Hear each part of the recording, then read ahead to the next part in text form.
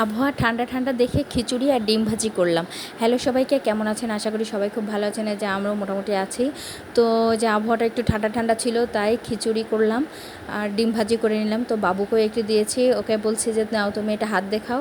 ও মাঝে মাঝে হাত দেখায়, মানে ভাত দিয়ে খেতে পারে না, দেখা যায় তরকারি দিয়ে মাখায় দিলে হাতে লেগে যায়, ও খেতে চায় না, কিন্তু শুকনা ঝরঝরি হলে আবার খেতে চায়। তো এই হলো আমাদের সকালের মেনু। তা আর এটা হলো বাবুর জন্য একটু চাল ধুয়ে এটা চাল শুকিয়ে নিয়েছি, একটু কড়াইতে একটু গরম করেও নিয়েছি। তো এটাকে একটু সুজি বানাবো, ওর সেরিল্যাকের সাথে মিশাবো। সেরিল্যাকের সুজি শেষ হয়ে গেছে, এজন্য আর কি এটা করব। তো এটা করছিলাম। আবার একটু পেঁয়াজ রসুনেরও পেস্ট করব, সেটাও শেষ হয়ে গেছিলো, তো সেটাও আবার করে নিলাম একই সাথে। আর বাবু তো এখানে বসে আগ্রহ সহকারে দেখছে যে কি করি।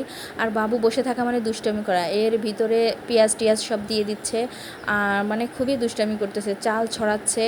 এই যে পেঁয়াজ রসুন সবগুলো এগুলো পেস্ট করবো, একটু বেশি বেশি হয়ে গেছিলো, তারপরও যাক বেশ কিছুদিন যাবে। আর সব কিছুতে তো পেঁয়াজ রসুন খাই না, এজন্য অনেক দিনই চলে যায় আমার।